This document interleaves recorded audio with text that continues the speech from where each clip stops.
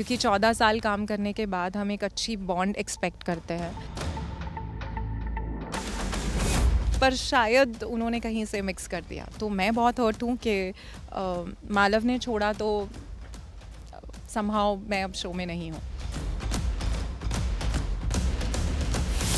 गुस्सा भी नहीं है, मैं बहुत ज़्यादा हर्ट हूँ इस बात से, और इस बात से ज़्यादा हर्ट हूँ कि मेरे पूछने के बावजूद भी मुझे इस बात का जवाब नहीं मिला कि मैं शो का हिस्सा हूँ कि नहीं।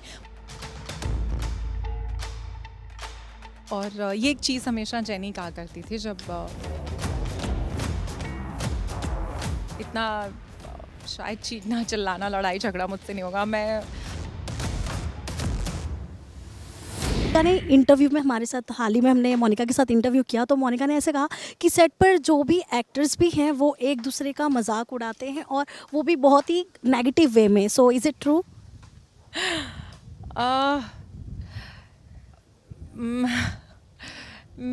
पता नहीं।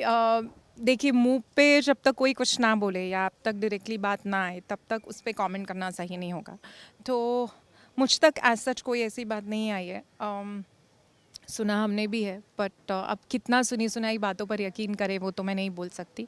आई फील बैड कि अगर मोनिका के एक्सपीरियंसेस ऐसे रहे हैं सेट पर, then I genuinely feel bad, क्योंकि 14 साल काम करने के बाद हम एक अच्छी बॉन्ड एक्सपेक्ट करते हैं। If not really great friendship, but at least एक अच्छी बॉन्ड तो हम एक्सपेक्ट कर सकते हैं। पर अगर उसके साथ ऐसा हुआ है, then I feel sad, I really feel sad for her. So in case अगर आपको कभी वापस बुलाया गया शो पर, इसके बाद भी, इतनी कंट्रोवर्सीज के बाद भी, सो आपका आंसर क्या होगा? नहीं बुलाएंगे यार। बिना कुछ किए नहीं बुला रहे हैं, पता नहीं क्या हो गया है। मुझे बस दुख इस बात का है कि मेरा एक अलग रिलेशन था। हमेशा मैंने ऐसा माना है कि मेरा एक अपना रिलेशन है, क्योंकि मैं शो में पहले से थी। मालव तब शो का हिस्सा नहीं थे। मालव 98 एपिसोड से आए हैं, मैं पहले एपिसोड से हूँ। तो मुझे हमेशा लगा था कि मेरा एक अलग रिलेशन है और मालव का एक अलग रिलेशन है शो के साथ। पर शायद उन्होंने कहीं से मिक्स कर दिया। तो मैं बहुत हर्ट हूँ कि मालव ने छोड़ा तो समहाउ मैं अब शो में नहीं हूँ। जितना मुझे लगता है वो नहीं बुलाएंगे, पर अगर बुलाया तो डेफिनेटली आई डू इट। या पता नहीं, तब की तब देखी जाएगी जब बुलाएंगे। पर जितनी मुझे फीलिंग है, I have a strong feeling, नहीं बुलाएंगे।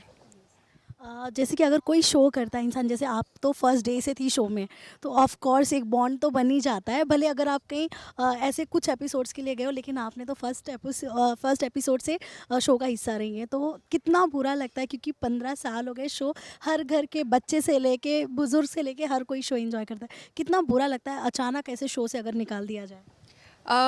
दुख इस बात का नहीं है कि शो से निकाल दिया जाए, दुख इस बात का है कि पता ही नहीं है कि शो में हैं कि नहीं हैं। और ये जो हैंगिंग वाली सिचुएशन होती है आपको ज़्यादा हर्ट करती है। ऑफ कोर्स जितना समझ में आ रहा है, शो का हिस्सा नहीं हूँ, पर एज आई सेड मुझे गुस्सा भी नहीं है, मैं बहुत ज़्यादा हर्ट हूँ इस बात से।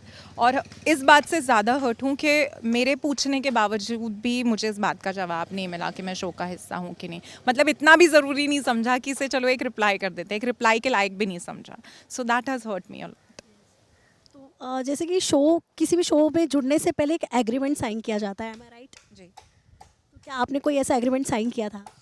शुरू में तो डेफिनेटली जैसे सब आर्टिस्ट साइन करते हैं वैसा मैंने भी किया था, लेकिन मेरा कभी कॉन्ट्रैक्ट रिन्यू नहीं हुआ, क्योंकि सब जानते हैं कि रीटा का कैरेक्टर ही ऐसा है कि मैं 5 7 8 दिन टाइप से ही आती हूँ महीने के। एंड मुझे कभी रोका नहीं गया। मैंने बाहर काफ़ी काम किया है तारक मेहता के चलते भी, मुझे कभी उन सब चीज़ों के लिए रोका नहीं गया। और तो मेरा कोई आज सच एग्रीमेंट नहीं था, तो उसके टूटने और ख़राब होने का कोई सवाल ही नहीं उठता।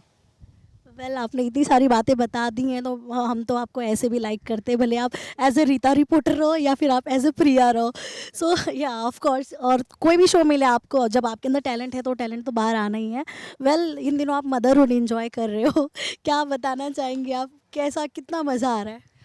मज़ा तो बहुत आ रहा है। और ये एक चीज़ हमेशा जेनी कहा करती थी, जब she actually played a cupid between Malav and me.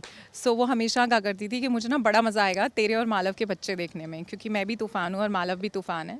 And I think हमने तूफ़ान ही पैदा किया है। सो मज़ा तो आ रहा है, पर तूफ़ान में आप कैसा फ़ील करते हो, बिल्कुल वैसा फ़ील कर रही हूँ मैं।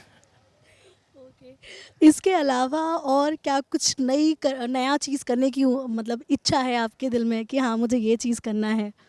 मुझे ट्रैवल करना बहुत ज़्यादा पसंद है, तो फ़िलहाल अरदास थोड़ा बड़ा हो गया है, तो हमने उसके साथ ट्रैवलिंग शुरू की है। अभी recently we have been to Nashik, then we went to Goa and Dubai we have been to, and now planning more holidays with him. He is a very fun loving kid, very energetic. I call him little Ranveer Singh because of his energy. So फ़िलहाल तो मैं ये बहुत enjoy कर रही हूँ, उसके साथ घूमने में बहुत मज़ा आता है.